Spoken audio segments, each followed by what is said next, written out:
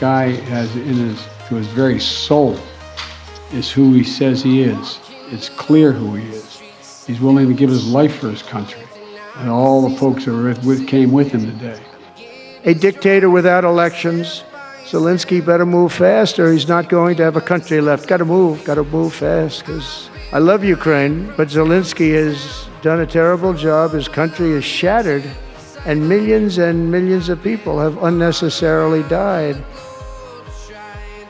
I am not all that surprised that Trump is not siding Ukraine like former President Joe Biden. I am only surprised because he is not being political about it. He is being blunt with his speeches. Dictator, comedian, terrible leader, you better move fast, Zelenskyy, or you won't have a country to run. Like back-to-back shots, no breathing space for Zelenskyy, which is typical Trump fashion. The difference between Joe Biden's relationship with Ukraine and Trump's relationship with Ukraine are domestic policies and foreign policies. Let me explain. Joe Biden's government was seeking the strategic defeat of Russia as one of their foreign policies, so they were willing to sacrifice a lot to achieve that. They sacrificed German and ultimately Europe's economy. To some extent, they hurt US economy too, and was unnecessarily provoking a third world war with Russia. So in all this, Zelenskyy was living la vida loca with US taxpayers' money. No questions about the money, no audits.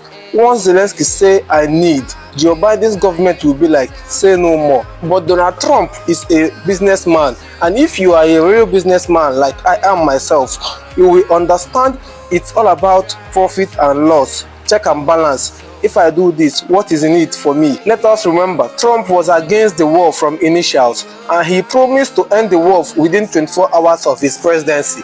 But I guess when he became president, they opened some archives for him. He saw the intensity of the war firsthand.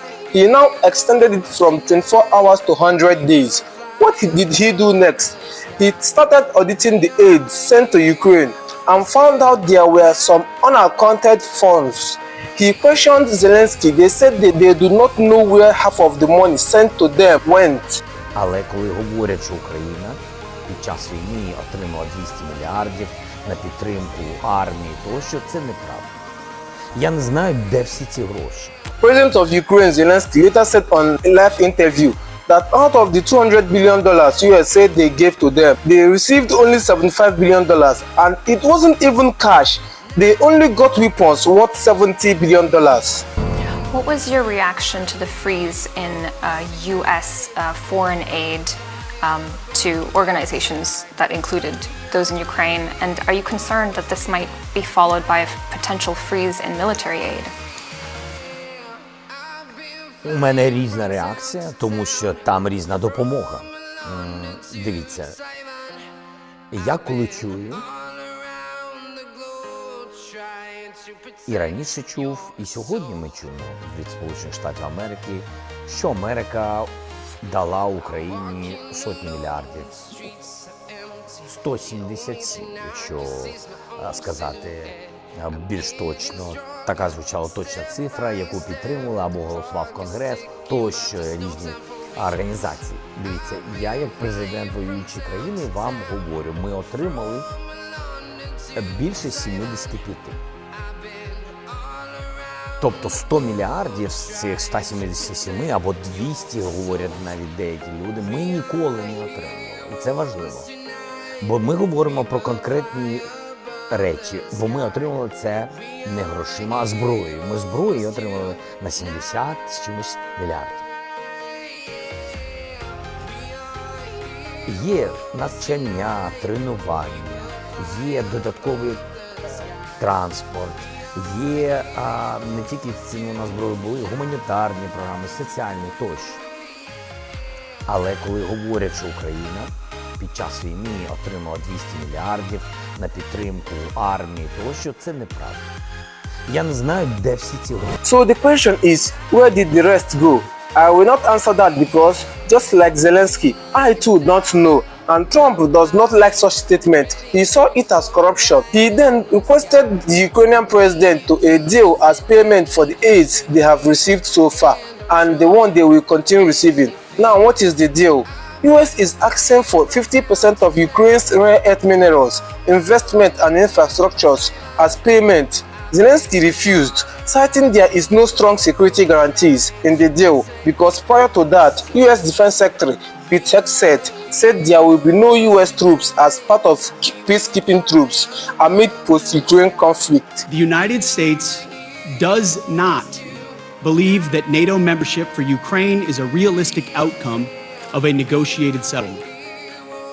Instead, any security guarantee must be backed by capable European and non-European troops. If these troops are deployed as peacekeepers to Ukraine at any point, they should be deployed as part of a non-NATO mission, and they should not be covered under Article 5. There also must be robust international oversight of the line of contact. To be clear, as part of any security guarantee, there will not be US troops deployed to Ukraine. And Zelensky said he does not trust any peacekeeping army without the US army in it.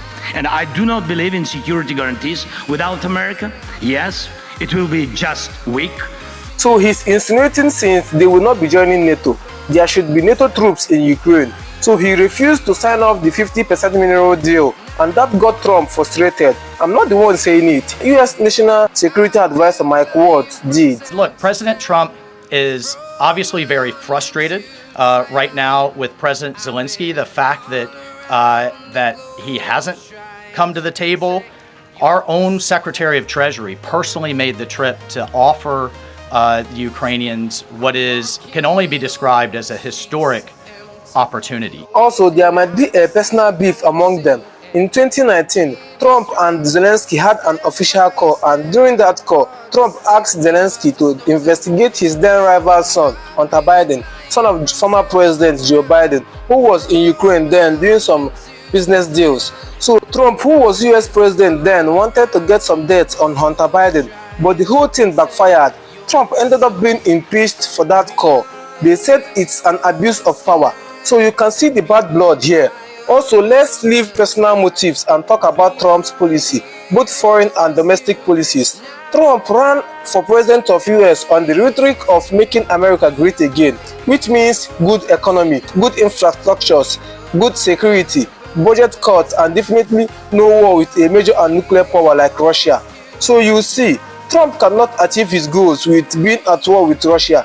So he seeks to end the war quickly, and Russia has higher advantage over Ukraine on the battlefield, which means the war will end in their terms, which Trump is obliging with, so he can end the war as quickly as possible. But this does not sit well with the Ukrainian president, who had been accustomed to Joe Biden's rhetoric of endless support to Kyiv. Well, that's all I have to say for now. We'll be following the whole situation to see where it leads. This is in-depth analysis by Arinze. Do well to comment your opinion about my analysis. Also, like and do well to subscribe to my YouTube channel. Thank you.